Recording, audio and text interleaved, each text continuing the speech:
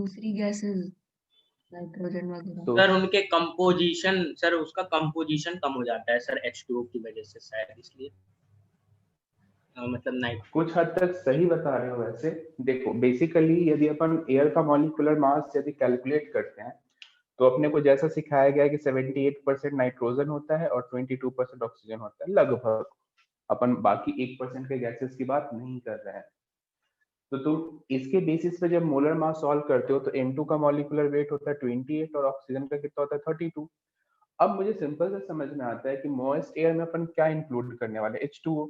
जब H2O को include करोगे तो इसका मॉलिक्यूलर वेट तो 18 ही है। कहने का मतलब इन दोनों को हटाओगे और 18 को ऐड करोगे तो सिंपल समझ में आता है कि जो एवरेज है, जो लगभग 29 का दिख रहा था पहले, वो अब 29 से कम होकर हो सकता है 28-27 पे चला गया हो। तो इनका मॉलिक्यूलर मास क्या है, कम। किसका, मॉइस्ट एयर का। ठीक है, मॉलिक्यूलर मास कम है, वो भी अच्छी बात है। अब तुम्हें ये भी पता होगा कि V बराबर चाहे तो तुम P बाई रो से देख लो।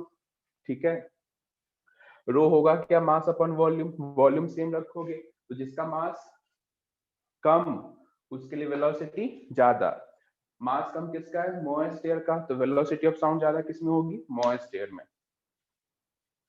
समझ में आया क्या? ये जो मैं एक्सप्लेनेशन दिया समझ में आया? क्योंकि देखो जनरली अपन तो ये बोलते हैं ना कि 78% नाइट्रोजन है, 22% ऑक्सीजन है, तो इसका जो मॉलिक्यूलर वेट है वो लगभग 29 के आसपास आता, मतलब सॉल्व करके आते हैं।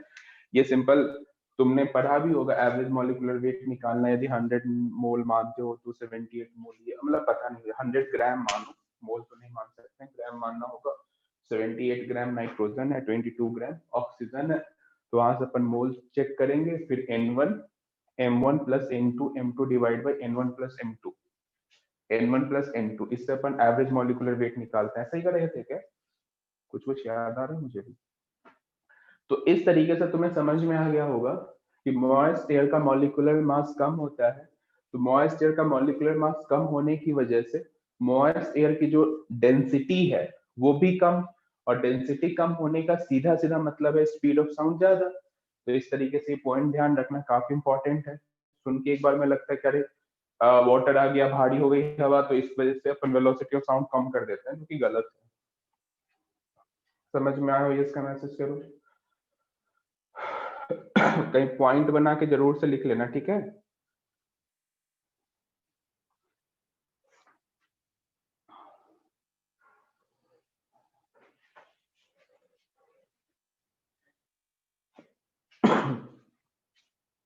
समझ में आ गया ना सभी को?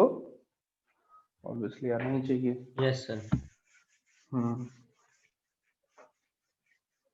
चल देख नेक्स्ट टॉपिक। हेडिंग लिखना, appearance of sound to human ear. Appearance of sound to human ear. Appearance of sound to human ear. देखो बेसिकली ह्यूमन ईयर जो साउंड को ना 3 पार्ट में कैटेगराइज करता है। क्या क्या?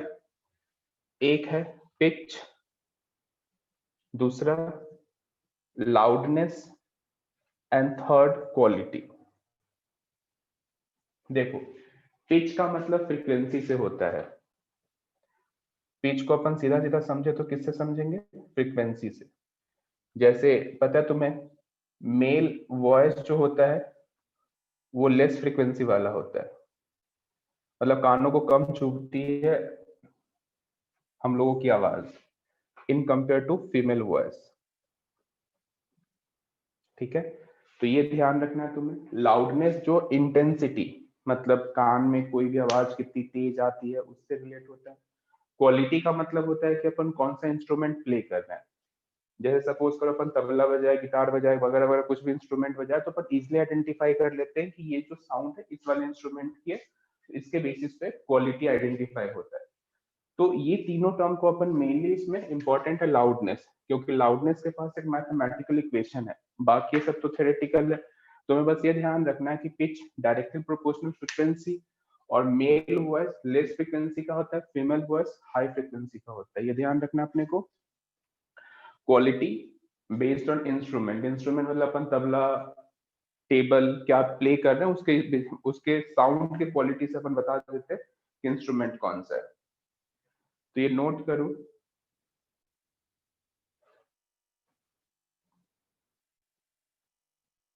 एग्जाम्पल तुम खुद से लिख लेना, मेनली क्वालिटी में।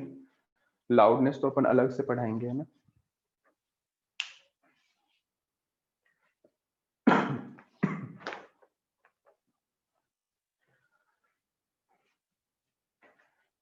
Pitch directly proportional frequency, mosquito का भी जो फ्रीक्वेंसी है वो काफी हाई होता है ना।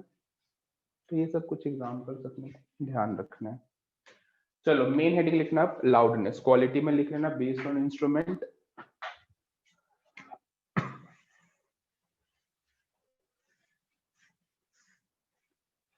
देखो मेन तुमसे जो क्वेश्चन पूछा जाएगा मेनली इस वाले टॉपिक पे पूछा जाएगा, लाउडनेस पे। देखो साउंड के लाउडनेस को अपन बीटा से डिफाइन करते हैं, ठीक है, बीटा से। और एक मैथमेटिकल एक्सप्रेशन आता है 10 log base 10 I upon I not. I है क्या, किसी भी डिस्टेंस पे इंटेंसिटी। I नॉट है क्या, मिनिमम इंटेंसिटी जो हम सुन सकते हैं, ठीक है। I नॉट है क्या, मिनिमम इंटेंसिटी, और ये अपने कानों के लिए होता है 10⁻⁻12 वॉट पर मीटर स्क्वायर। 10⁻⁻12 वॉट पर मीटर स्क्वायर। ये जनरली जब कभी क्वेश्चन में ना गिवन तो तुम्हें ये यूज करना है। और आई है इंटेंसिटी एट एनी पॉइंट, जिस पॉइंट पे तुम लाउडनेस निकालना चाहोगे उस पॉइंट के लिए इंटेंसिटी आई यूज करेंगे। अच्छा मैं कुछ पॉइंट्स पहले बता दूं। क्या तुम्हें ये पता है कि इंटेंसिटी होता है पावर अपॉन एरिया? ये पता होगा तुम्हें। जैसे मान लो अपने पास कोई स्फेरिकल सोर्स है या पॉइंट सोर्स है, तो पॉइंट सोर्स का जो वेव फ्रंट जो निकलता है वो स्फेरिकल शेप का होता है। ये मैं आगे वेव ऑप्टिक्स में पढ़ाऊंगा। तो आई होता है पावर अपॉन एरिया। तो यहाँ पे अपन सिंपल कहें कि सोर्स सेम है तो पावर सेम रहेगा। एरिया क्या लिखोगे, 4πr², या सिंपल कह सकते हो यहाँ पे 4πr²। तो यहाँ क्लियरली देखोगे कि जो आई है वो डायरेक्टली प्रोपोर्शनल किसके है, 1/r² के। तो यहीं से अपन एक रिलेशन लिखना चाहें, I1/I2 इक्वल्स टू R2/R1 का स्क्वायर। तो एक ये रिलेशन तुम्हें ध्यान रखना है। यहाँ पे अपन सोर्स कैसा मान रहे हैं, या तो पॉइंट सोर्स मान लो या तो स्फेरिकल सोर्स मान सकते हो, दोनों बात एक ही है। पॉइंट सोर्स और स्फेरिकल सोर्स के लिए ये टर्म आता है, कैसे आता है मैंने तुम्हें एक्सप्लेन करा। और सपोज करो यदि कोई सिलेंड्रिकल शेप होता है, सपोज यहीं पे शॉर्ट में बता देता हूँ, ये अपन डिटेल में वेव ऑप्टिक्स में पढ़ेंगे। सिलेंड्रिकल शेप है मान लो, तो इसका जो वेव फ्रंट है वो इसी शेप का निकलेगा, सिलेंडर ही निकलेगा, है ना। तो इसके लिए यदि अपन पावर लिखे तो क्या मतलब, इंटेंसिटी लिखे तो क्या लिखेंगे, पावर अपॉन एरिया, और इसका पावर P ही रहेगा और एरिया आएगा 2πr इंटू एल। एल है क्या, लेंथ ऑफ सिलेंडर। देखो तो क्या मैं यहाँ से क्लियरली कह सकता हूँ कि इंटेंसिटी जो है 1/r के डायरेक्टली प्रोपोर्शनल है ना, इनवर्सली सॉरी। तो यहाँ से I1/I2 बराबर R2/R1। तो इस तरीके के रिलेशन को भी यूज करना होगा फिर रिक्वायरमेंट होगा तो पहले साइड में नोट कर लो, फिर लाउडनेस नोट कर लेना।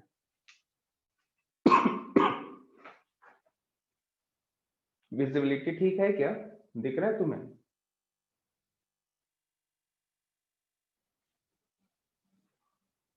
Yes sir. Yes sir. ठीक है।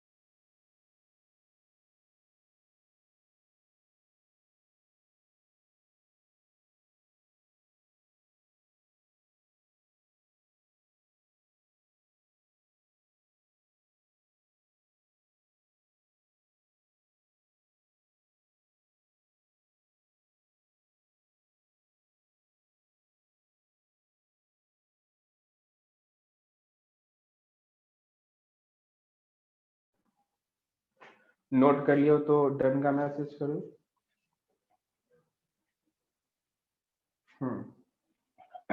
चलो अब इस पे बेस्ड क्वेश्चन देखेंगे। सबसे पहला क्वेश्चन लिखना,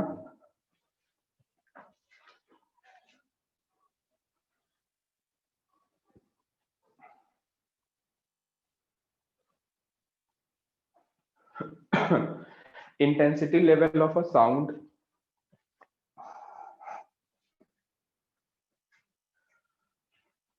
अच्छा एक पॉइंट बताना भूल गया, ये जो लाउडनेस है ना, इसके लिए जो ऐसा यूनिट अपन यूज करते हैं उसको अपन डेसिबल बोलते हैं और सिंबल होता है डीबी। ठीक है, डेसिबल जिसको अपन डीबी से लिखते हैं, तो ये भी साइड में कहीं लिख लो। ऐसा यूनिट लाउडनेस का क्या है, डेसिबल, जिसको अपन डीबी से लिखते हैं, डी स्मॉल बी कैपिटल। चलो क्वेश्चन लिखना, intensity level of a sound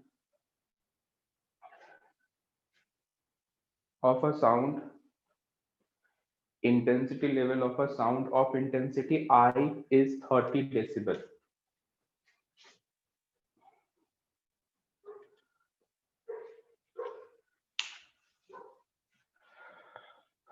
ये I नहीं है, सॉरी, इंटेंसिटी लाउडनेस लेवल है 30 डेसिबल। एक बार फिर रिपीट कर लो, intensity level of a sound of intensity I is 30 decibel.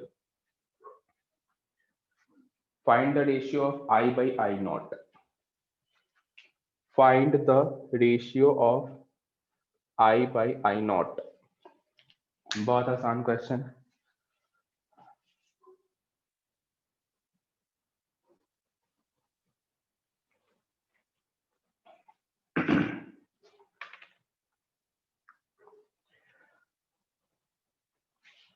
बताओ आंसर जल्दी से।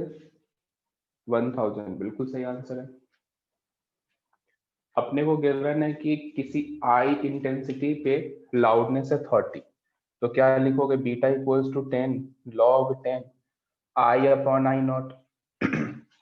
तो देखो बीटा कितना है नहीं पता अपने को, सॉरी बीटा अपने को 30 डेसिबल दिया गया है 10 and log 10 I by I naught. इसे कैंसिल होगा और तुम्हें पता ये होगा 10⁻³ equals to I by I naught. तो यहाँ से 1000 आंसर आ जाएगा। समझ आया हो ये, इसका मैसेज करो जल्दी से, फिर नेक्स्ट क्वेश्चन देखेंगे। चलो नेक्स्ट क्वेश्चन देख, लिखना, a listener x a listener X hears a sound level of 50 decibel. Hears a sound level of 50 decibel, 50 decibel, when he is at a distance of 1 kilometer. When he is at a distance of 1 kilometer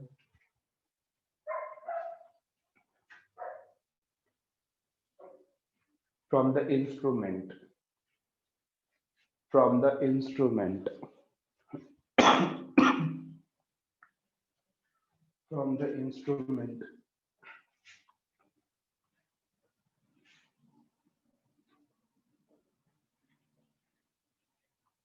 Another listener Y is at a distance of 10 kilometer. Another listener Y at a distance of 10 kilometer from the source X. From the source X मत लिखो, from the instrument लिख लो, from the instrument. Another listener Y at a distance of 10 kilometer from the source hears a sound level of, चार option given है, hears a sound level of 30 decibel, 20 decibel, 10 decibel and 5 decibel. Option है 30, 20, 10 and 5। कौन सा sound level ये सुनेगा भाई, तुम्हें बताना है। करो सॉल्व।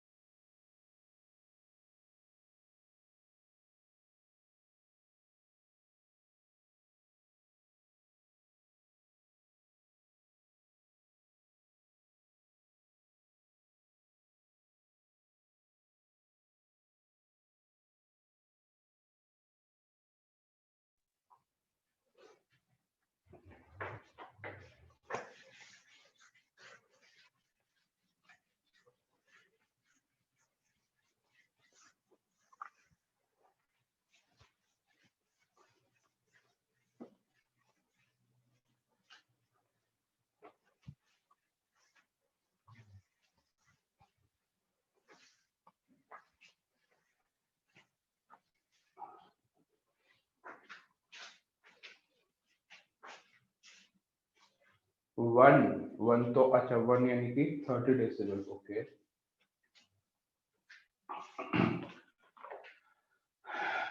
चलो सीखते हैं पहले।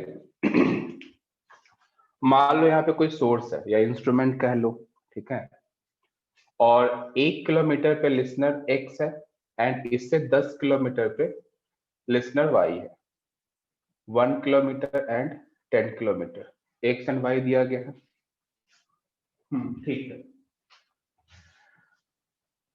इंस्ट्रूमेंट है तो मेनली स्फेरिकल वेव फ्रंट ही जनरेट करेगा, मतलब कुछ इसका डायग्राम इस तरीके से तुम ड्रॉ कर सकते हो। यदि मैं तुमसे कहता हूं कि यहाँ पे इसकी इंटेंसिटी आई एक्स है और यहाँ पे आई वाई, तो यदि मैं तुमसे कहूं कि I x upon I Y बताओ, तुम सिंपल कहोगे 10/1 का रेशियो का स्क्वायर, यही तो बोलोगे। ठीक है, ये आ गया एक relation. Loudness at X 10 log 10 I x upon I naught लिखेंगे क्या? Loudness at Y 10 log 10 I Y upon I naught, यही लिखोगे। दोनों को माइनस करो, बी एक्स मतलब beta X minus beta Y equals to 10 log m minus N आएगा, तो log m माइनस एन को क्या लिखोगे? m by n. तो उसके हिसाब से ये डायरेक्ट आ जाएगा कि I x upon I y. Beta x तो में 50 गिवन है, बीटा वाई नहीं पता 10, और इसकी जगह तुम क्या लिखोगे? सिंपल 10 का स्क्वायर।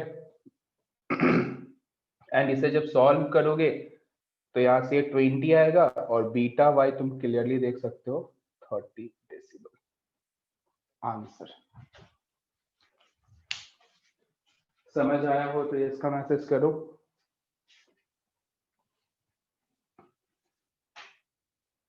तो जब भी इस टाइप का क्वेश्चन हो तो समझ जाना कि दो इक्वेशन लिख के अपने को सब्ट्रैक्ट करना है।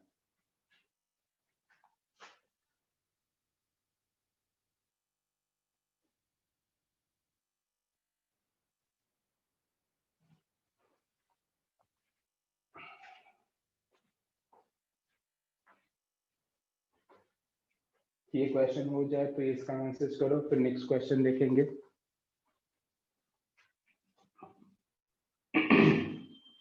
देखना नेक्स्ट क्वेश्चन।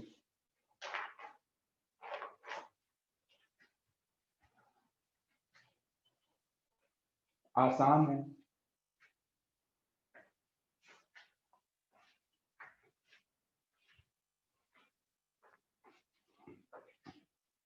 लिखो next question. A sound source of small size produces a spherical sound wave. A sound source of small size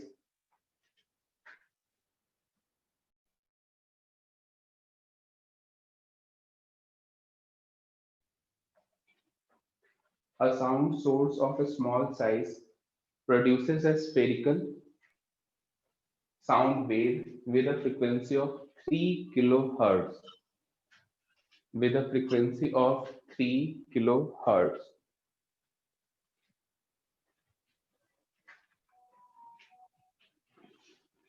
In air.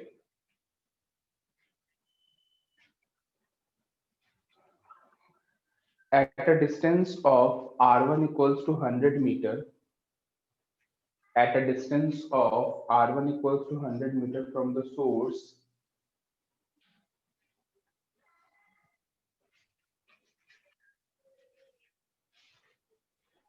at a distance of r1 equals to 100 meter from the source,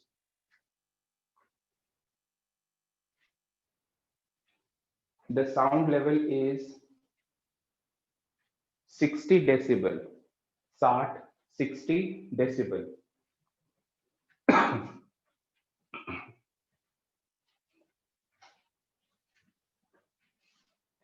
Calculate sound loudness at a distance of 200 meter. Calculate loudness at 200 meter. And इसी question का next part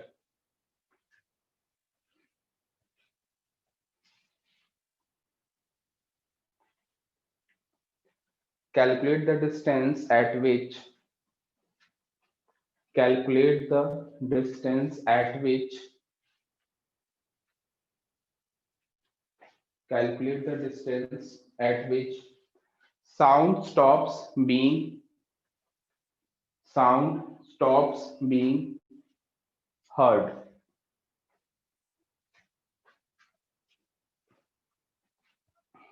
चलो करो solve जल्दी से.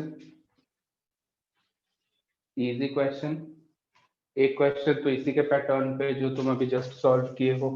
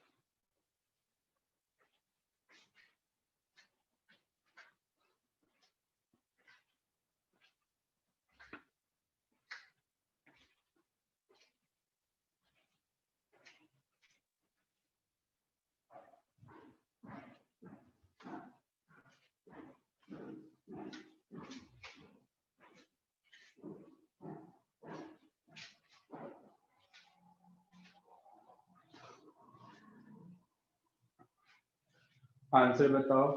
आसान question है. पहले part का तो आ गया होगा अभी तक.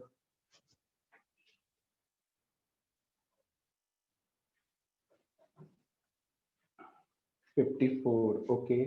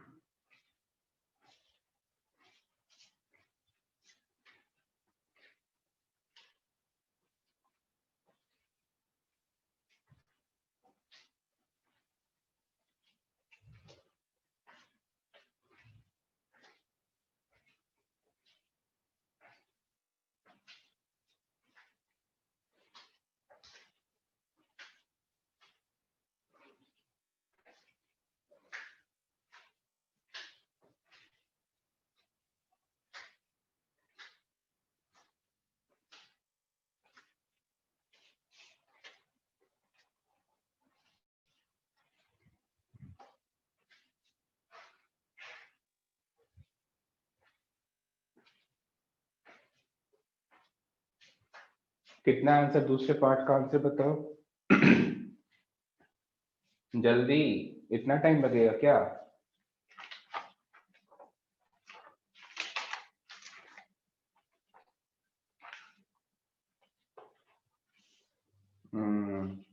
गुड, बहुत बढ़िया। चलो देखते हैं बहुत जल्दी से। मुझे ये गिवन है कि R1 इक्वल्स टू 100 मीटर पे इंटेंसिटी है 60 डेसिबल, ठीक है। तो तुमसे पूछा गया है कि जब ये 200 मीटर हो जाएगा तो इसकी इंटेंसिटी क्या होगी। सिंपल है, sound intensity, sound level, loudness level. तो बीटा 1 इक्वल्स टू मैं लिख सकता हूँ 10 लॉग, इसे x मान लो, इसे y मान लेते हैं, तो ix upon I naught. Beta y equals to क्या लिखोगे 10 log iy upon I naught. दोनों को माइनस करो तो beta x minus beta y equals to 10 log ix upon iy, यही होगा। बीटा x है 60, बीटा y मुझे नहीं पता 10 लॉग, और यहां से मुझे क्लियरली दिख रहा है कि इसका रेशियो कितना होगा, 2:1 है। तो ये 4 हो जाएगा क्या, बोलो, यही Yes, होगा, sir. है ना। और तुम्हें कुछ वैल्यूज याद रखने होंगे, जैसे ये 20 और log 10 इंटू 2, याद है log 2 की वैल्यू 0.301। Yes, sir. नहीं याद है तो याद कर लो, ठीक है। 20 इंटू 0.3 डायरेक्ट लिख रहा हूँ, तो इससे कैंसिल हो गया 6 आ जाएगा, और beta y equals to 54 decibel. उसके बाद सेकंड क्वेश्चन में क्या गिवन है कि वो डिस्टेंस फाइंड करो जब इसे सुनना बंद हो जाए। तो सुनना बंद हो जाने का मतलब कि जो बीटा है वो किसके बराबर हो जाएगा, 0 के, राइट। तो मैं डायरेक्ट लिखूं beta x minus beta z कह लो, किसी z पॉइंट को अपन मान लेते हैं, डायरेक्ट लिख रहा हूं मैं 10 log i z upon i x upon i z, यही होगा। सिंपल, दोनों को माइनस करके डायरेक्ट लिख दिया। बीटा x 60 डेसिबल है, बीटा z 0, और ये 10 लॉग, इसको मैं ऐसे लिख सकता हूँ R Z upon R X का स्क्वायर, सही है ना। R Z upon R X का स्क्वायर, ये कैसे आया तुम्हें समझ आता है, ठीक है।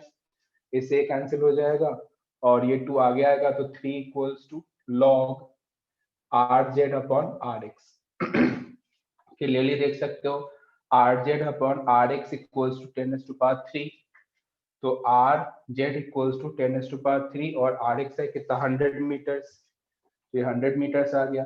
किसी को चाहो तो तुम लिख सकते हो 100 किलोमीटर भी। समझ में आया हो ये, इसका मैसेज करो।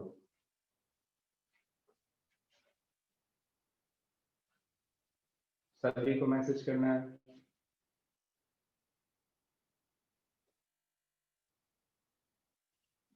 आसान क्वेश्चन है, बहुत बढ़िया। तो लाउडनेस के क्वेश्चंस तुम्हें ऐसे ही मिलेंगे और तुम्हें इसी तरीके से सॉल्व करना होगा। कोशिश करना कि आई नॉट को हमेशा कैंसिल करें। क्वेश्चन में गिवन होगा तो ठीक है, और रेयर केस में जब ना गिवन हो तो 10⁻⁻12 यूज करना, ठीक है।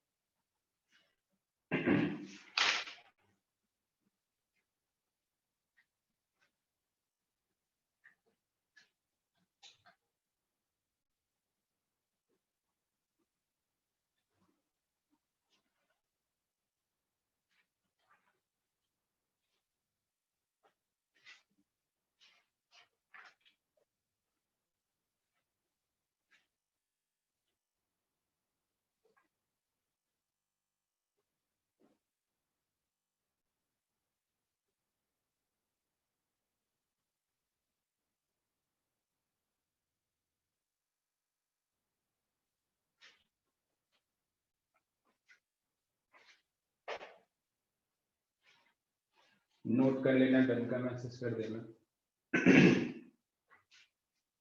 आगे बढ़ेंगे फिर। अब हेडिंग लिखो intensity of sound wave. Intensity of sound wave.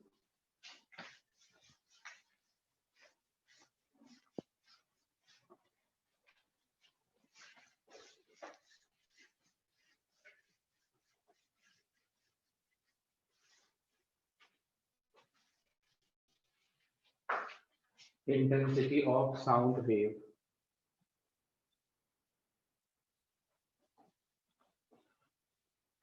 देखो इंटेंसिटी ऑफ साउंड वेव को अपन पहले समझे तो जो तुम्हें पिछले क्लास में बताया गया था उसे भी अपन देखेंगे, half rho A square omega square into V. याद है क्या तुम्हें?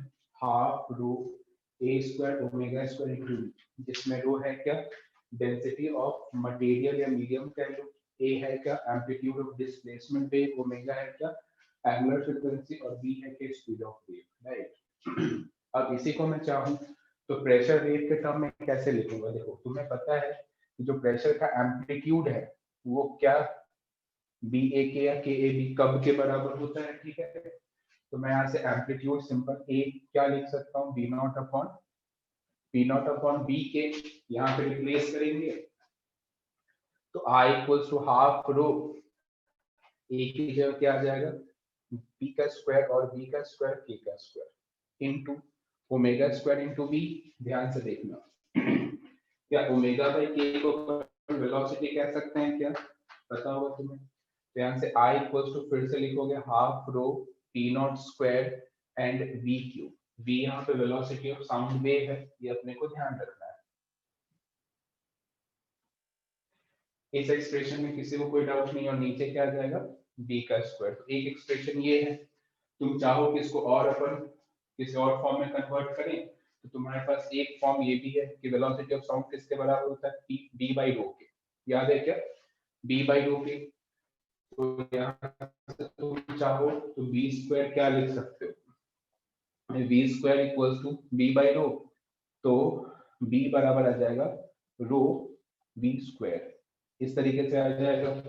तुम यहाँ पे रो को मतलब बल्क मॉडुलस को चेंज करना चाहो तो यहाँ से आएगा सिंपल पी नॉट का स्क्वायर डिवाइड बाई रो का स्क्वायर इंटू वी का पावर 4 और इंटू V3। तो इससे ही कैंसिल हो जाएगा, इससे ही कैंसिल हो जाएगा, और intensity I equals to half या फिर यूं लिख लो p square upon 2 rho into v. तो ये भी फॉर्मूला बन जाता है। तो इसका कन्वर्जन कैसे करना है? बहुत आसान है, नोट कर लो।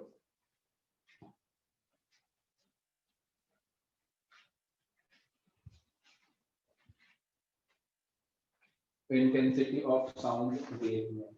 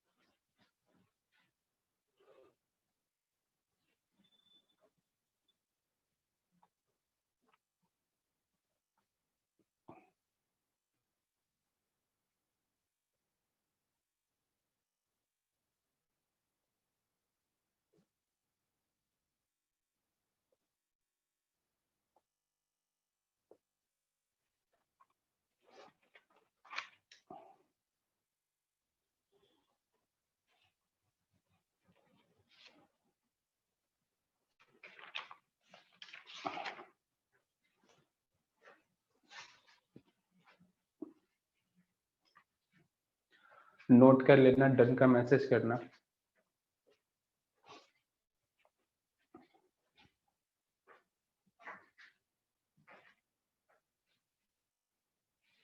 देखना next heading interference of sound waves.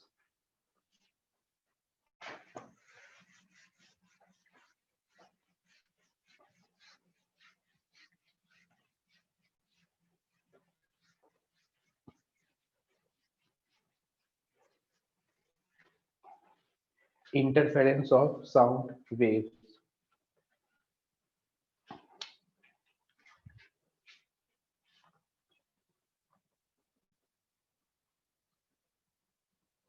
Interference of sound waves. देखो इंटरफेरेंस का जो बेसिक अप्रोच है ये तुम्हें लास्ट चैप्टर में बताया गया है कि इंटेंसिटी को अपन मैक्सिमाइज मिनिमाइज करते हैं। तो इसके मैं डायरेक्ट जनरल सॉल्यूशन पे आ जाता हूँ। तो इंटरफेरेंस ऑफ साउंड वेव को अपन मेनली दो पार्ट्स में डिवाइड करेंगे। कौन कौन सा होगा? कंस्ट्रक्टिव इंटरफेरेंस,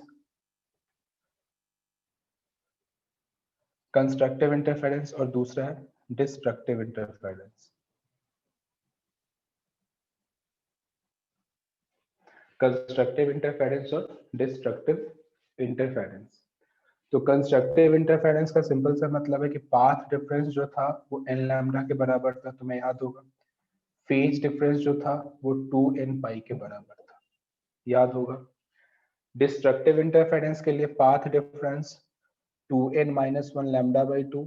तो यहाँ पे अपन ने n इक्वल्स टू 1 से स्टार्ट करना है, ठीक है। 1 2 3 4 dot dot dot. And phase difference 2n minus 1 pi by 2। ऐसा ही था क्या? एक बार चेक करो। डिस्ट्रक्टिव इंटरफेरेंस के लिए फेज डिफरेंस कितना था?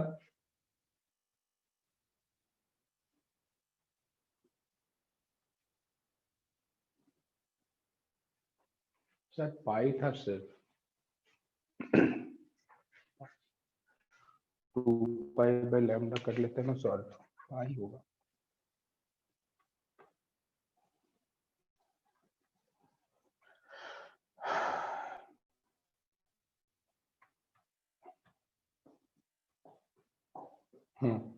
टू एन माइनस 1 पाई।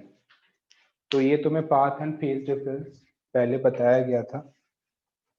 तो कंस्ट्रक्टिव एंड डिस्ट्रक्टिव इंटरफेरेंस के लिए सिंपल इस तरीके से डील करेंगे।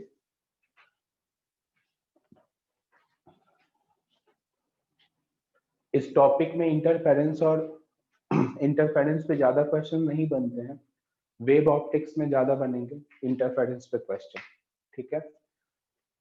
तो इसमें जो एक बहुत फेमस एक्सपेरिमेंट है वो एक्सपेरिमेंट देख लेते हैं। एक बार इसे नोट करो।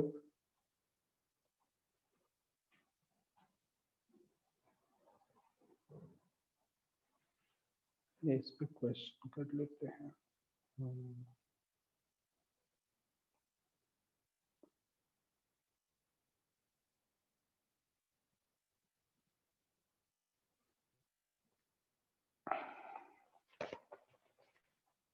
नोट कर लो जल्दी से, फिर इस पे बेस्ड एक क्वेश्चन देखते हैं।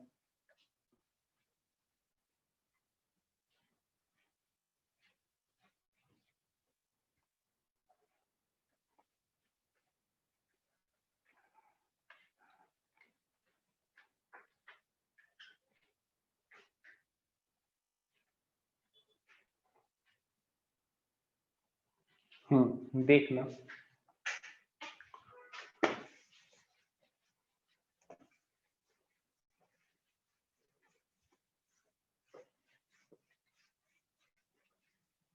एक क्वेश्चन अपन सॉल्व करेंगे। डायग्राम ड्रॉ कर देता हूं। इस तरीके का डायग्राम दिया गया है एंड इधर कोई S1 सोर्स कह लो, इधर S2 सोर्स, एंड ये डिस्टेंस तुम्हें गिवन है 3 4 5।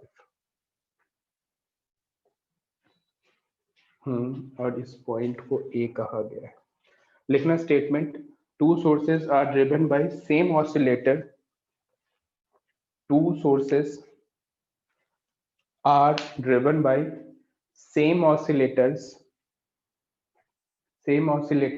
of frequency 150 hertz, of frequency 150 hertz.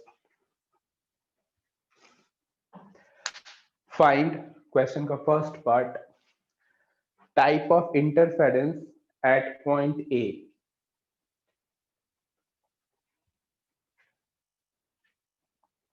Type of interference at point A.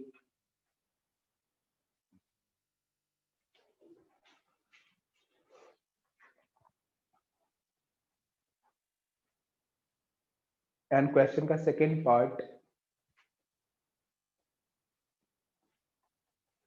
find the intensity at point A due to both sources.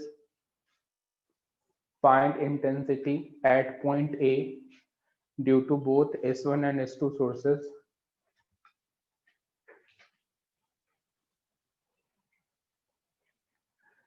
If both the sources are emitting waves of both the sources are emitting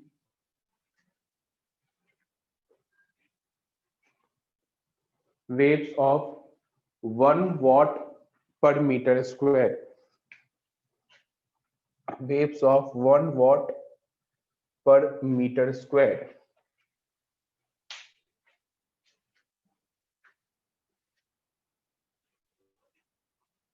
Velocity of sound given है 300 meter per second.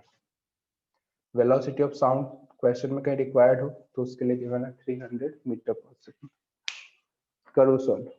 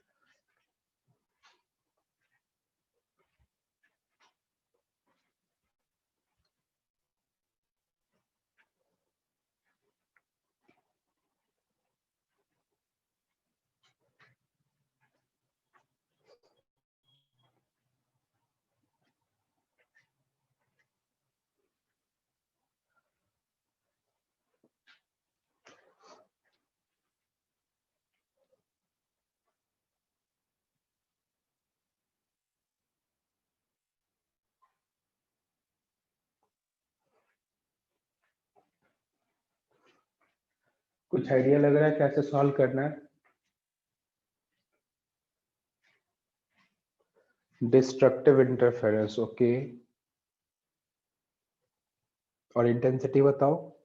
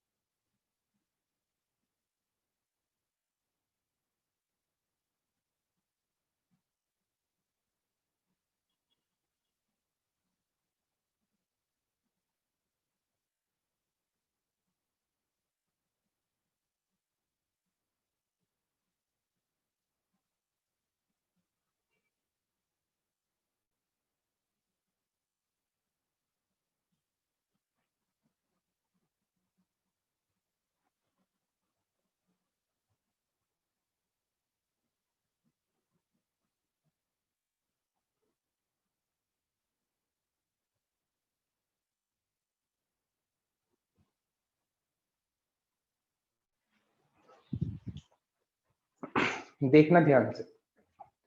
सबसे पहले तो अपन क्या करेंगे, path difference निकालेंगे eight ए। तो ए पे path difference कैसे निकालोगे, डेल्टा एक्स बराबर S1A minus S2A, simple distance का डिफरेंस होता है। S1A है कितना 5 मीटर, S1A है कितना 4 मीटर, तो ये सिंपल 1 मीटर आया पाथ डिफरेंस। तो देखो पाथ डिफरेंस जैसे 1 मीटर आता है, उसके बाद तुम्हें पता है कि यदि पाथ डिफरेंस n लैम्डा के बराबर होता है तो कंस्ट्रक्टिव, और यदि path difference 2n minus 1 lambda by 2 के मल्टीपल होता है तो डिस्ट्रक्टिव। तो इससे पहले तो मुझे लैम्डा सॉल्व करना होगा। तो लैम्डा इक्वल्स टू क्या लिखोगे, v बाय एफ। कैसे लिखते हैं तुम्हें पता है। वेलोसिटी ऑफ साउंड कितना है 300, फ्रीक्वेंसी कितना है 150, तो यहाँ से आ गया 2। अब लैम्डा आया 2, इसका सीधा सीधा मतलब क्या होगा देखो यदि कंस्ट्रक्टिव होना है तो कंस्ट्रक्टिव के लिए होगा 2 4 6 डॉट डॉट डॉट, ये होना चाहिए डेल्टा एक्स। डिस्ट्रक्टिव है तो इसके लिए क्या हो सकता है बताओ, इसके लिए 1 3 5 डॉट डॉट डॉट, किस में लाई कर रहा है, डिस्ट्रक्टिव वाले में। तो मैं अपन कह सकते हैं कि ए पॉइंट पे इंटरफेरेंस कैसा होगा, डिस्ट्रक्टिव। समझ में आया हो तो इसका मैसेज करो। यह क्वेश्चन का फर्स्ट पार्ट समझ में आया हो तो इसका मैसेज करो।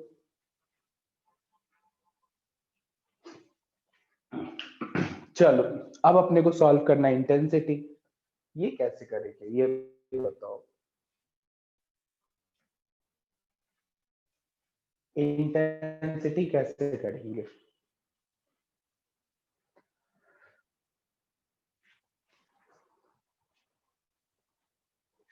बिल्कुल सही, पावर अपॉन एरिया, बहुत बढ़िया। तो देखो पहले तो अपन दोनों सोर्स के लिए I1 और I2 कैलकुलेट कर लेंगे। कैसे, तो अपने को पावर गिवन है, एरिया ऑटोमेटिक पता ही है। तो इसके लिए भी मैं इंटेंसिटी I1 मानूं और इसके लिए I2, तो मैं I1 क्या लिख सकता हूँ, पावर अपॉन एरिया। तो एरिया हो जाएगा 4/5 का स्क्वायर, है ना, क्योंकि इसका जो रेडियस है तो 5 रहेगा I1 के लिए। और यदि मैं I2 लिखना चाहूँ तो 1 अपॉन 4 4 का स्क्वायर, तो ये आएगा 1 अपॉन 100 पाई स्क्वायर, सॉरी 100 पाई, और ये आएगा 64 पाई। तो ये I1 I2 मुझे पता लग गया। मुझे ये बताओ तुम, मुझे ये बताना कि जो ए पॉइंट है उस ए पॉइंट पे तुम्हें किस टाइप का इंटरफेरेंस देखने को मिल रहा है, कंस्ट्रक्टिव या डिस्ट्रक्टिव। Obviously destructive.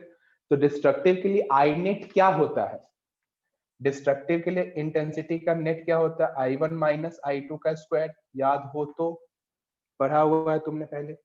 I1 है कितना 1 अपॉन 64 पाई, किसी को भी लिख लो क्योंकि स्क्वायर ही होना है। अब बस इसे सॉल्व करो, जो आंसर आएगा सो होगा। कर लोगे सॉल्व, तो 100 माइनस 64 कितना आ जाएगा 36। ठीक है, तो इधर से आएगा 36 पाई डिवाइड बाई 64 इंटू 100 पाई, इसको हटा दो और ऊपर एक स्क्वायर रहेगा, बाकी करते रहो सॉल्व। 9 और इधर 8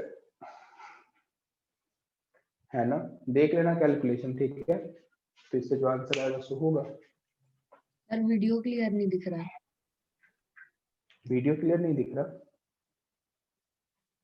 ओके एक मिनट। अब देख तो, कब से नहीं दिख रहा है, बहुत पहले से क्या। सर वो इंटेंसिटी का समझा रहे थे जब से। अच्छा, अभी अभी कैसा है क्वालिटी, सर अभी भी लो। एक मिनट रुक जाओ फिर।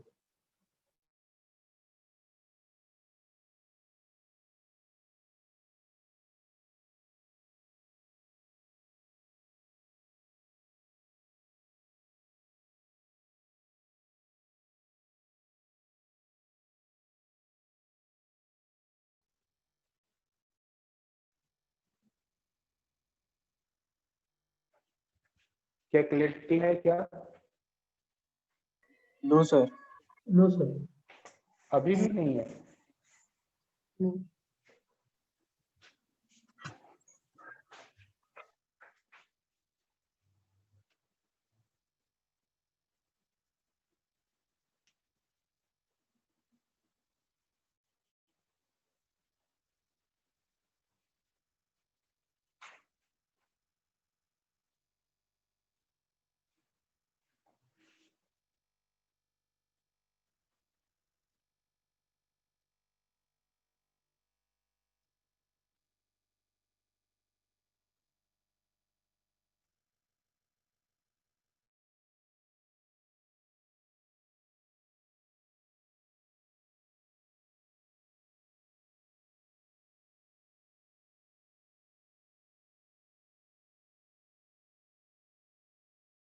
अभी भी वैसा ही है क्या? हाँ सर। ठीक नहीं हुआ अभी तक? नहीं अरे बाप रे, ये तो गजब हो गया यार। सर, हुआ। हो गया? यस सर, अब ठीक हुआ है।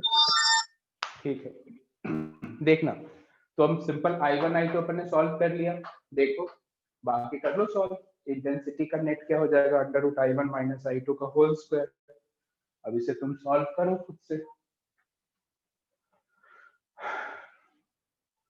फाइनल आंसर बताओ सॉल्व करके कितना आया?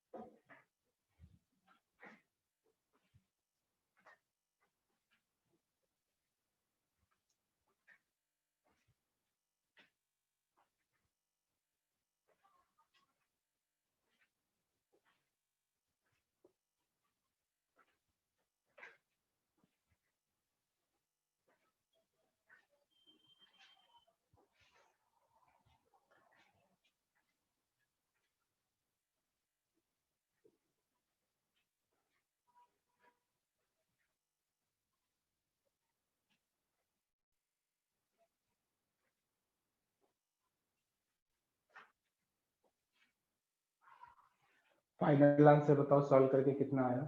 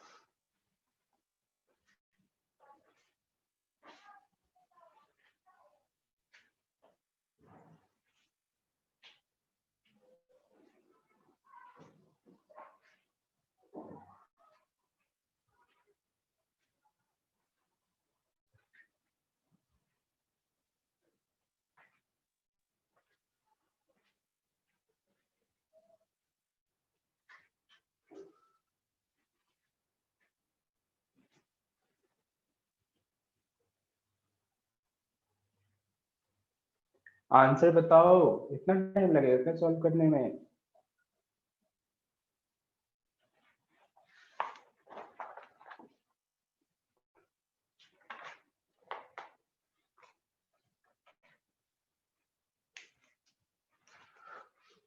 कुछ कॉमन वगैरह निकाल के जल्दी से सॉल्व कर लो।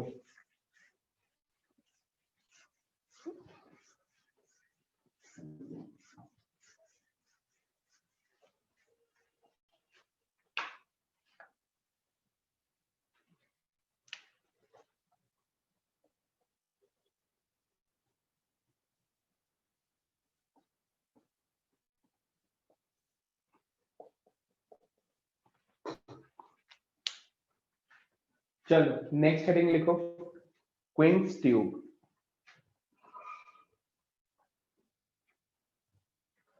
क्विंस ट्यूब हेडिंग लिखो। ये काम कैसे करता है ये पहले समझना ध्यान से। देखो पहले इसका स्ट्रक्चर समझ लो।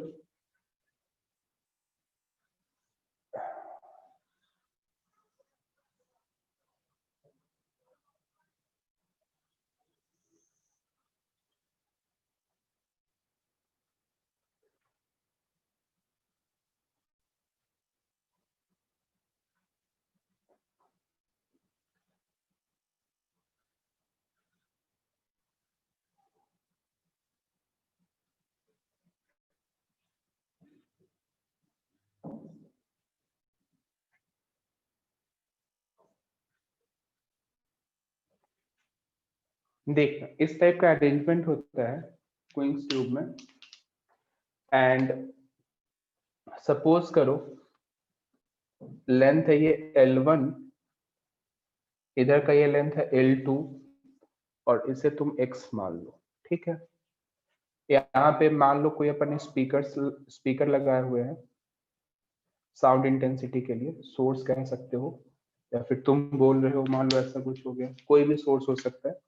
और यहाँ पे कोई सुनने वाला है,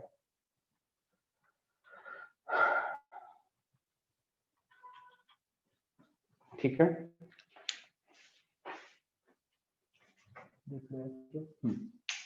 ठीक है, इस तरीके से L1 और L2 सोर्स एंड सुनने वाला कोई है मान लो।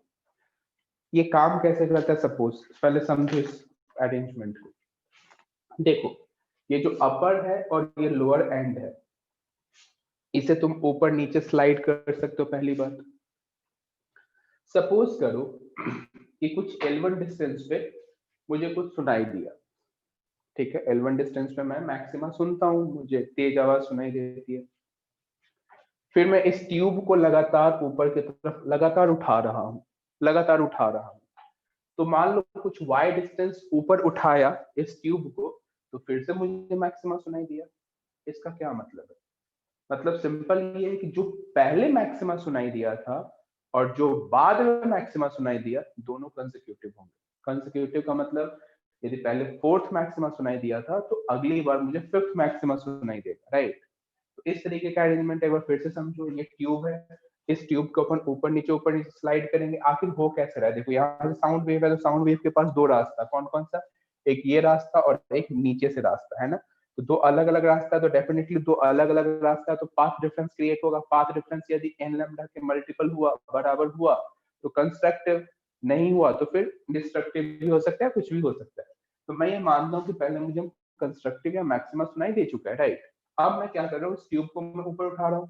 तो जैसे मैं इस ट्यूब को ऊपर ले गया तो फिर से मैक्सिमा सुनाई दिया। इसका क्या मतलब है कि जो दोनों मैक्सिमा दोनों कंसेक्यूटिव होंगे। कंसेक्यूटिव मतलब 4 5 6 7 इस तरीके से। तो इस तरीके का जो अरेंजमेंट होगा, इसका सिंपल सा क्या मतलब है कि जो भी डिस्टेंस अपन कम ज्यादा कर रहे हैं, वो बेसिकली इस बात पे डिपेंड करेगा, कि अपना पाथ डिफरेंस अपन ने कितना क्रिएट किया है। कुछ आइडिया लग रहा है क्या तुम्हें? जैसे एक सिंपल सा एग्जांपल से, मतलब ये तो तुम्हें समझ में आ गया। अब इसी में यदि मैं मैथमेटिकल एक्सप्रेशन लिखूं डेल्टा एक्स यानी कि पाथ डिफरेंस, तो सपोज करो पाथ डिफरेंस में क्या लिखूंगा, लेंथ लिखूंगा। ऊपर का लेंथ माइनस नीचे का लेंथ, तो ऊपर का लेंथ कितना है, L1 plus x plus L1, L1 plus x plus L1। और नीचे का लेंथ कितना हो जाएगा, L2 plus x plus L2। यही लिखोगे। इसी को सॉल्व करो तो 2L1 माइनस 2L2 या फिर 2L1 माइनस L2, ये आ गया पाथ डिफरेंस, समझे। और मैं ये देख रहा हूँ कि यदि कंस्ट्रक्टिव होगा, सपोज मुझे समझ वहां पे सुनने में ऐसा आता है कि मुझे मैक्सिमा सुनाई दिया। इसका सिंपल सा मतलब है कि यदि कंस्ट्रक्टिव इंटरफेरेंस होता है सपोज, तो कंस्ट्रक्टिव इंटरफेरेंस के लिए अपन क्या करेंगे, डेल्टा एक्स को n लैम्डा के बराबर करेंगे। That means 2 times of L1 minus L2 किसके बराबर होगा, n लैम्डा के। अब एक बात, एक पॉइंट ध्यान से समझना, बहुत ध्यान से सुनना।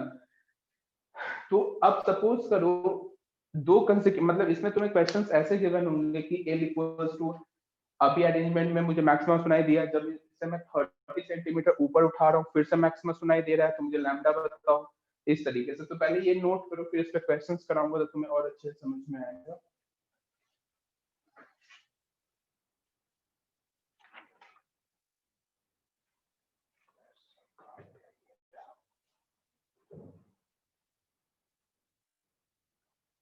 पहले बताओ क्विंस ट्यूब समझ में आया क्या? इसका अरेंजमेंट समझ में आया हो तो पहले इसका मैसेज करो। ओके ठीक है, नोट करो, फेस टू फेस अपन क्वेश्चन देखेंगे।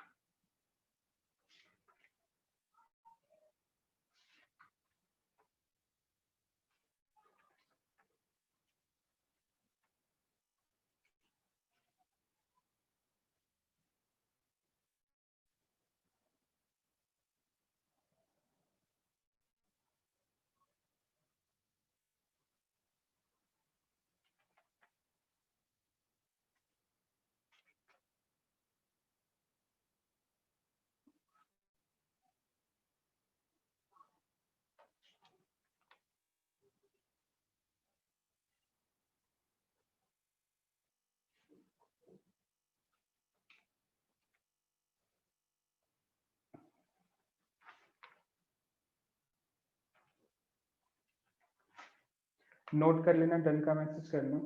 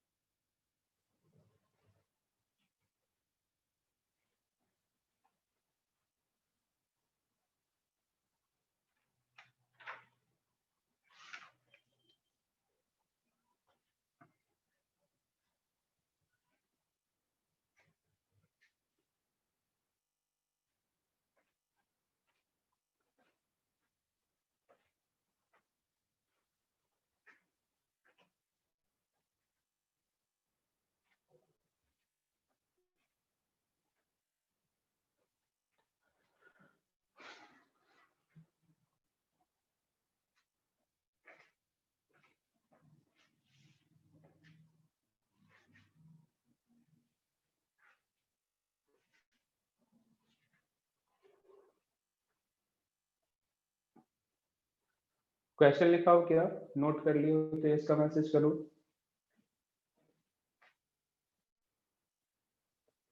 हाँ लिखो question. The outer tube is shifted outwards by 45 centimetre. The outer tube is shifted outward by 45 centimeter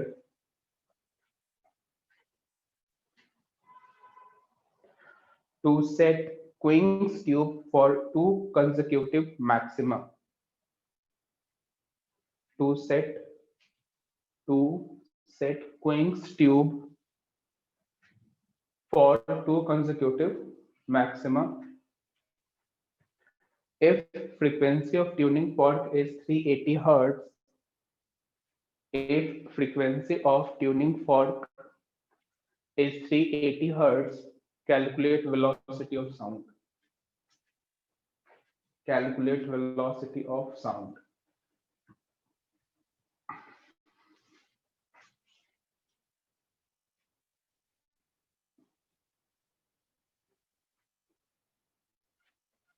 question समझ में आया होगा? जैसे अभी मैक्सिमा सुनाई दिया और 45 सेंटीमीटर जब मैं ऊपर उठाया फिर से मैक्सिमा सुनाई दिया, तो दो कंसेक्यूटिव मैक्सिमा सुनाई देता है 45 सेंटीमीटर शिफ्ट करने के बाद। तो तुमसे वेलोसिटी ऑफ साउंड पूछ लिया गया है। कैसे सॉल्व करोगे? माइक ऑन करके बताओ।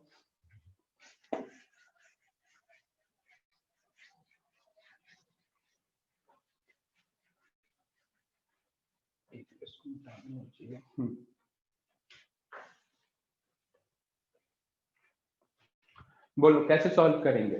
कोई आइडिया?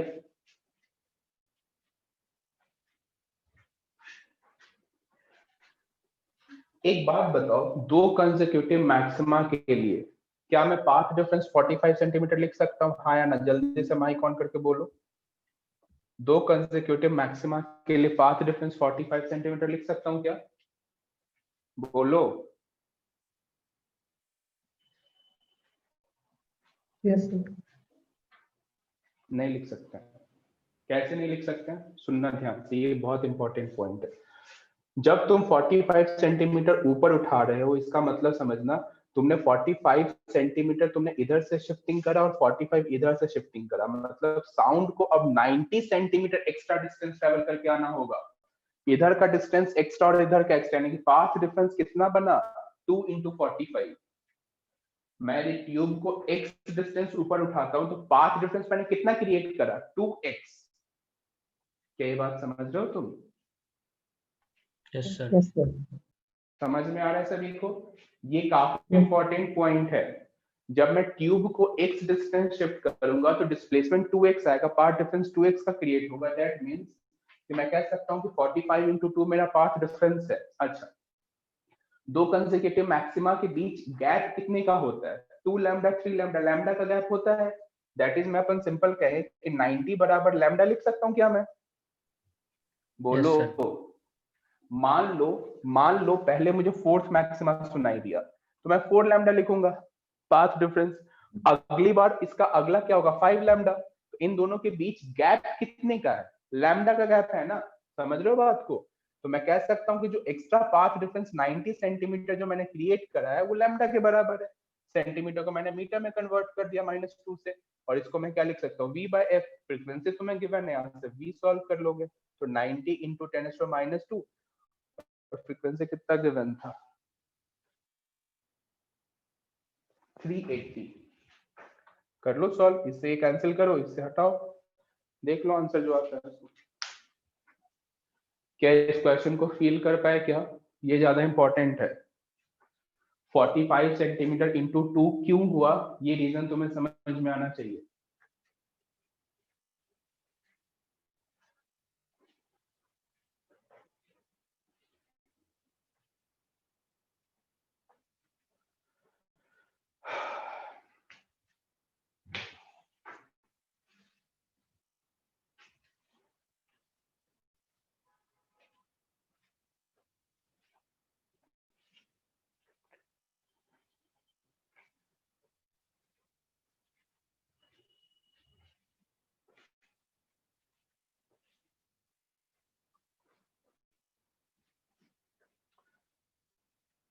ये क्वेश्चन तुम्हें अच्छे से समझ में आया हो तो प्लीज का मैसेज करो। साउंड वेव में अभी भी मुझे लगता है 2 लेक्चर और लगने वाले हैं, 2 से 2.5 लेक्चर, फिर कंप्लीट होगा। इसके क्वेश्चन अपने मॉड्यूल से सॉल्व करना। ई सॉल्यूशन ऐप स्टार्ट हुआ क्या तुम लोगों का? मैंने उसी दिन बोल दिया था उनको। No sir. नहीं हुआ। अरे बाप रे, बची वहां। कब चेक किया लास्ट टाइम? कल रात में। अभी एक बार अभी कभी चेक करो तो जल्दी से, अभी चेक करके बताओ तो मुझे। कल भी उनको मैंने याद दिलाया, उससे एक दिन पहले जिस दिन क्लास कंप्लीट हुआ तो उसी दिन मैंने उनको फोन किया। ढीले हो गए यार।